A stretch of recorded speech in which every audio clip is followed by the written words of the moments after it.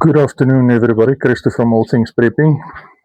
I've been running this channel now for just over 2 years. In end of October, beginning of November, it was actually 2 years. And over the past 2 years, I received questions regarding uh, preparation and stuff like that that I've answered to the individuals. But I get fairly regular questions, so I decided to make a whole series out of answering the questions that I have received. So what I've done is I have actually clustered them all together, trying to group them to as much as logically possible, and then answer those questions. So I'm gonna do it in probably about 2 or 3 videos because it's quite a few questions, and then I will publish the videos as we go along, um, just to give you some ideas of the questions that I've got over the last couple of years, and then also give you my opinions and insights into those questions. So, yeah, with that being said, let's get into the first couple of questions and let's start off this video.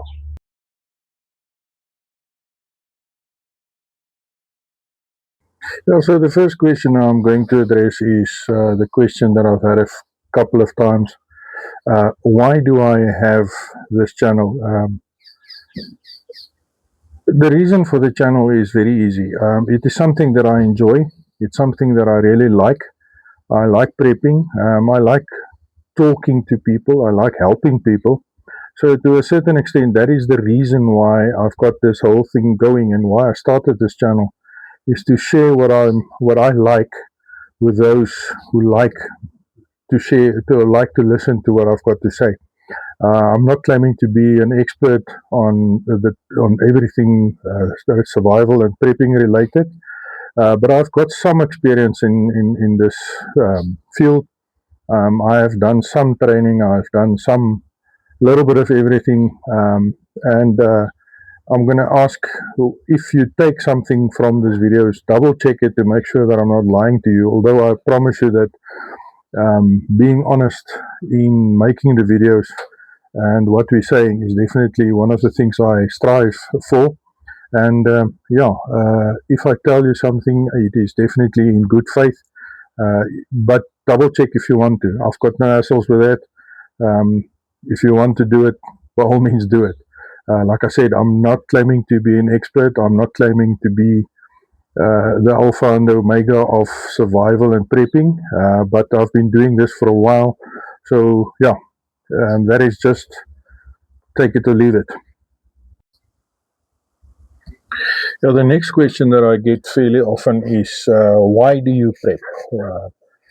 And I'm going to start off by quoting a guy that was obviously much, much cleverer than me, by the name of Benjamin Franklin. And he said, by failing to prepare, you're preparing to fail. So that's the reason why I do it. I prepare in order not to fail. Now, if you are prepared, it helps you to stay calm and to be ready to handle anything that's coming your way. If you've already prepared or have something prepared, when the actual problem starts, you are actually better off. You're prepared. You are not going to panic that much. You're going to remain calm and you're going to be able to deal with the situation. The next thing is that in real life happens. No matter what we want, no matter how we think life is going to go, real life happens. You sometimes get to a point where, and I'm talking out of personal experience. Yeah, I've been unemployed for a while, and having my preps in place helped us through that period of time, or made it, at least made it easier to get through that period. So being prepared does help you to cope with, for instance, loss of employment. And then also, real life happens, natural disasters take place, accidents and incidents take place, and you have to be ready and able and willing and trained to do that. So that is the reasons why I prepare. And then also, help can be delayed. We've seen numerous occasions where there is an issue or there is a problem. Help is not always there. For instance, if you need to do, if you've got injuries, you need to do first aid. You have to get yourself sorted out and help yourself and others before the ambulance services is there or something like that. And then systems can fail. We know that the grid can go down. If I say the grid can go down, I'm referring specifically to water and electricity. In our day-to-day lives, we experience it fairly often where the water is a problem, water pressure is a problem, and then you might not have water for a day or two, and then you need to do your own stuff. Same with electricity. And then it's also possible that in the near future we can face a situation where the shelves can go empty, where there's nothing to buy and stuff like that. So at the end of the day, the reason why I am prepping is to give myself peace of mind, having the ability to sort out problems in the short term and maybe even longer term, and to prevent any panic and stuff like that. I can sort myself out and I can help those that is closest to me. Yeah, another question that I get fairly often is, when did you start prepping? When did I start prepping? I've always been that kid. I've always been that guy. The guy that has got a knife in his pocket, always had a plan, always busy with something, always conniving and MacGyvering like you cannot believe. So I've always been that guy. Always had a pellet gun from very young, that I've been playing with and used. I always had a spare jacket, and I never got to use it because either my girlfriend or my wife or whoever normally got to wear it. But at least I had it. And then, so I can say that the prepping thing has been there for. You don't want to know what I just got stared at. But in any case, I've always been that guy. I've always been prepared. I've always taken extra stuff. So I can say that basically since I was about 10 years old, I've been a prepper. I never knew that I was a prepper, but I was a prepper basically my whole life. Right, so the next questions, it's two questions that I'm going to combine into one and try and answer it like that.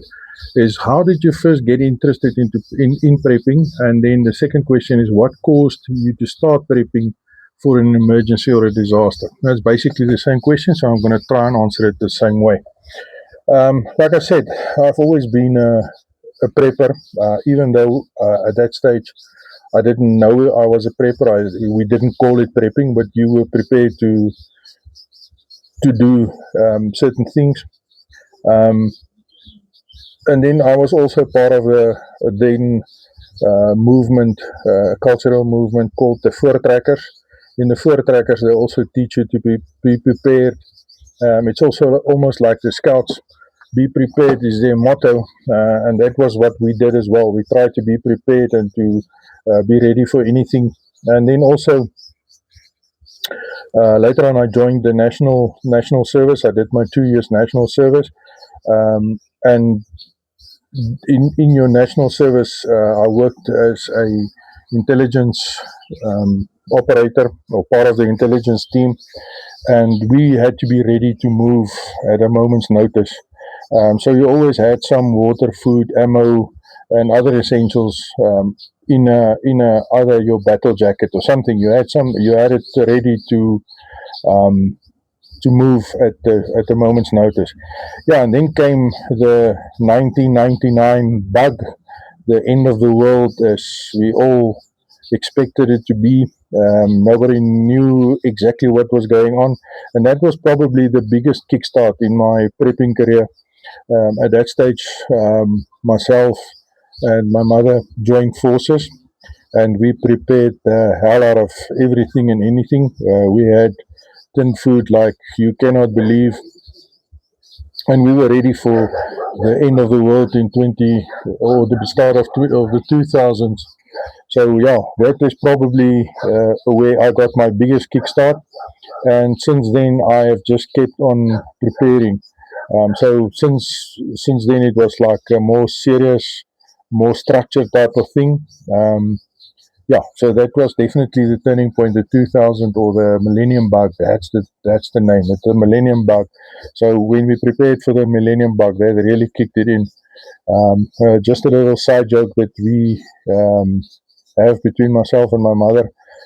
After that preparation for the Millennium Bug, we probably deep into the 2020s. We still ate tin food and stuff that we collected. Wink, wink. It's a joke, but you get the point. We had a lot of stuff, and we were really prepared for anything. Yeah, so that brings us to the end of the first part of, or the first video in this whole series of videos concerning questions that I've got. So that is part one. Um, it's just a brief intro on prepping and the theory behind prepping, and in the next video we will then go on and get deeper into the other stuff. So until the next one, keep on prepping, keep your eye on the ball, and be ready for anything.